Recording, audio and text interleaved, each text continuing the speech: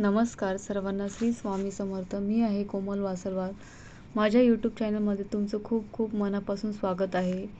तर उद्या आहे मार्गशीर्ष गुरुवार.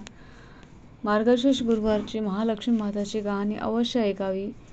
एक आटपाट नगर होतं. तिथे एक राजा राज्य करीत होता. त्या राजाचं नाव होतं भद्रश्रवा. त्या भद्रश्रवाच्या राणीचं नाव होतं सूरजचंद्रिका.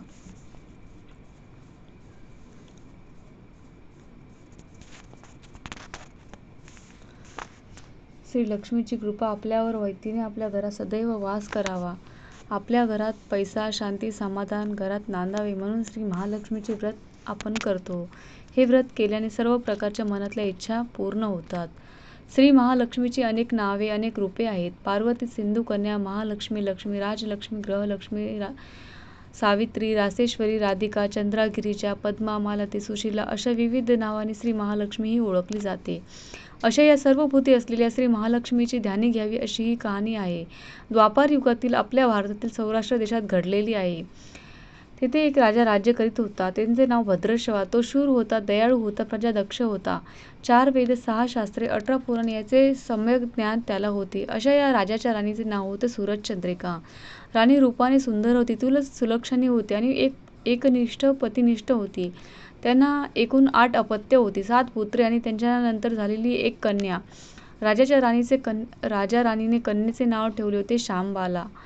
एकदा देवीच्या मनात आले, आपण राजाच्या राजप्रसादी राहावे, त्याने राजा आणखी सुखी होईल, प्रजेलाही तो सुखी देईल, गरिबाकडे राहील तर सगळं संपत्तीचा तो एकटाच उपभोग घेईल. म्हणून देवीने एका म्हातारीचे रूप घेतले, फाटकी वस्त्री लावली, आधारासाठी काठी घेतली आणि काठी टेकत टेकत ती राणीच्या महालाच्या दाराशी येऊन उभी राहिली. तिला पाहताच एक दासी आली. तिने म्हातारीला विचारले, कोण ग बाई तू? कुठून आलीस? काम काय काढलंस? तुझं नाव काय? गाव काय?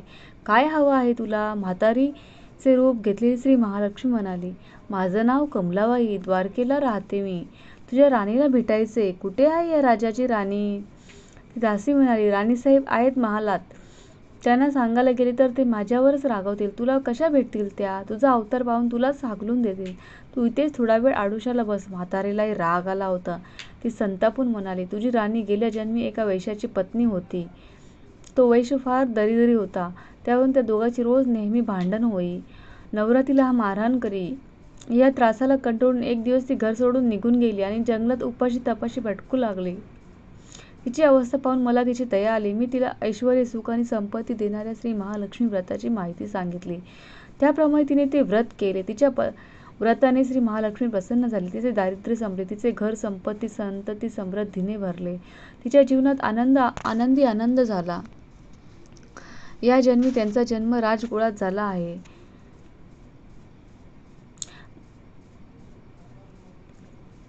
देवीच्या कृपेने ती आता राणी पदावर बसली आहे. म्हातारीचे बोलणे ऐकून दासीच्या मनात जिज्ञासा निर्माण झाली. तिने त्या म्हातारीला पाणी दिले, नमस्कार केला आणि म्हणाली, मला सांगाल ते व्रत? मी करीन ते नेमाने, उतणार नाही, वसा टाकणार नाही.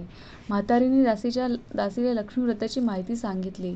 मग ती उठली व काठी टेकीत निघणार तेवढ्यात राणी तरातरा महालातून बाहेर आली. फाटक्या वस्त्रातील म्हातारीला पाहता ती संतापली आणि उर्मटपणे बोलू लागले, कोण ग तू थेरडे? इथे कशाला आली? जा इथून. तिने पुढे होऊन म्हातारीला हाकलून दिले. ती म्हातारी म्हणजे प्रत्यक्ष श्री महालक्ष्मीच होती. हे काही राणीला कळले नाही. राणीचा तो उर्मटपणा पाहून महालक्ष्मी तिथे न थांबता स्वस्ताने जाण्याचे ठरवले.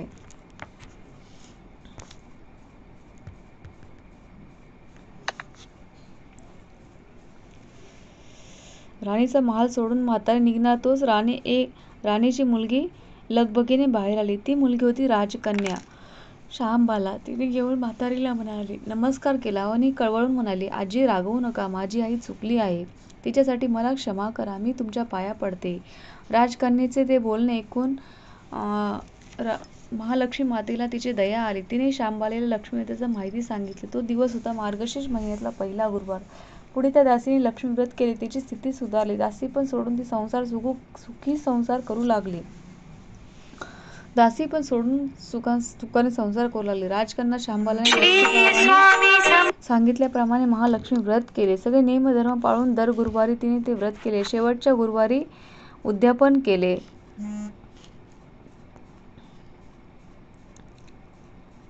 लवकरच शांबालेचा विवाह सिद्धेश्वर नावाच्या राजाच्या मालाधर नावाच्या राजपुत्राशी झाला. तिला राजवैभव मिळाले.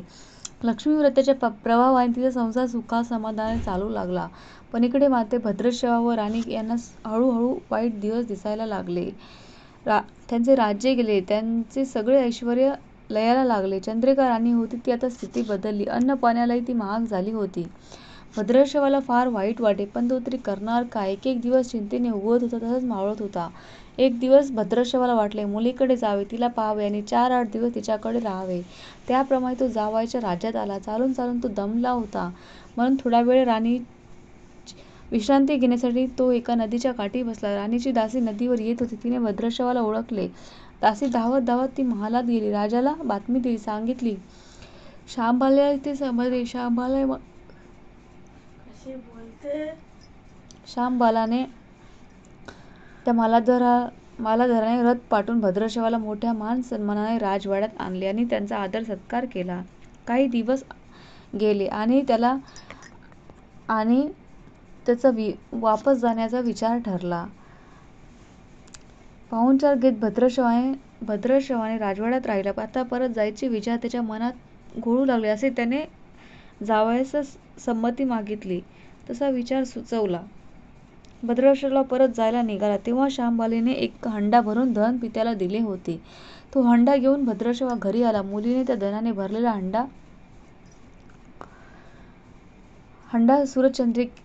हंडा दिला आहे. हे ऐकून सूरजचंद्रिकेचा आनंद गगनात मावेना. घाईघाईने तिने हंड्यावरचे झाकण काढले. आत पाहते तर काय, आत हंड्यात धन नव्हतेच, होते फक्त कोळसे. श्री महालक्ष्मीच्या आवकृपेने हंड्यातल्या धनाचे कोळसे झाले होते. चंद्रिकेने कपाळावर हात मारून घेतला. भद्रश्रवाला हा चमत्कार पाहून चकित झाला. दुःखाचे दिवस संपत नव्हते, दारिद्र्याचे भोग सुटत नव्हते. सूरजचंद्रिकेला एक एक दिवस काढताना जीव खूप मोटाकुटीला येत होता. एक दिवस सूरजचंद्रिकेच्या मनात लेकीला भेटायची इच्छा निर्माण झाली. त्याप्रमाणे लेकीच्या घरी जाण्यासाठी ती निघाली. तो दिवस होता मार्गशीर्ष महिन्यातला शेवटचा गुरुवार. सूरजचंद्रिका लेकीच्या घरी पोहोचली. शांबालेला व्रताचे उद्यापन करीत होते. शांबालाने आईकडूनही ते व्रत करून घेतले. महालक्ष्मी व्रत करून घेतले. 4 दिवस मुलीकडे राहून सूरजचंद्रिका परत आपल्या गावात आली. लक्ष्मी व्रत केल्यामुळे काही दिवसातच त्यांना त्यांचे पुरेसे वैभव परत मिळाले. राजप्राप्ती झाली. पुढे काही दिवसांनी आई वडिलांना भेटण्यासाठी म्हणून शांबाला माहेरी आली. पण बाप भेटायला गेला असताना त्याला शांबालेने कोळसा भरलेला हंडा तरी दिला होता, पण आपण गेल्यानंतर आपल्याला मात्र काहीच दिले नाही. हा राग राणीच्या मनात खदखदत होता. त्यामुळे शांबालेने व्हावे तसे स्वागत कोणीही केले नाही.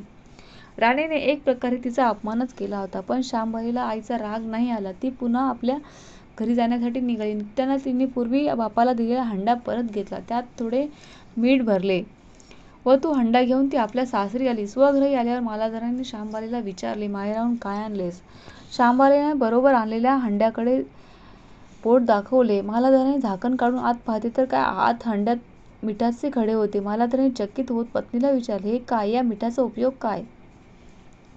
शांबाला म्हणाली, थोडं थांबा म्हणजे कळेलच. त्या दिवशी शांबालाने कुठल्याच पदार्थात मीठ घातले नाही. सगळेच पदार्थ अळणी लागले. मालाधराने जेवायला बसला. तिने त्याला सगळ्या पदार्थात मीठ वाढले. सगळे जेवण त्याला अळणी लागले. मग शांबालाने पानात थोडे मीठ वाढले. अन्न पदार्थात ते मिसळतात. बेचव अन्नाला चव आली. हा आहे मिठाचा उपयोग. शांबाला पतीला म्हणाली. मालाधराने तिचे म्हणणे पटले. थोडक्यात काय, जे कोणी श्री महालक्ष्मी व्रत श्रद्धेने आणि मनोभावे भक्तीने करते त्यांना श्री महालक्ष्मी प्रसन्न होऊन त्यांच्यावर तिची कृपा होईल. पण श्रीमंती आल्यावर उतू नये. माणसाने नित्यनियमाने श्री महालक्ष्मी व्रत करावे. देवीचे मनन चिंतन करावे, म्हणजे देवी सदैव तुमच्या पाठीशी उभी राहील, तुमची मनोकामना पूर्ण करेल. महालक्ष्मीची ही गुरुवारची कहाणी सुफळ संपूर्ण. ओम श्री महालक्ष्मी देवी नमः. ओम शांती शांती शांती.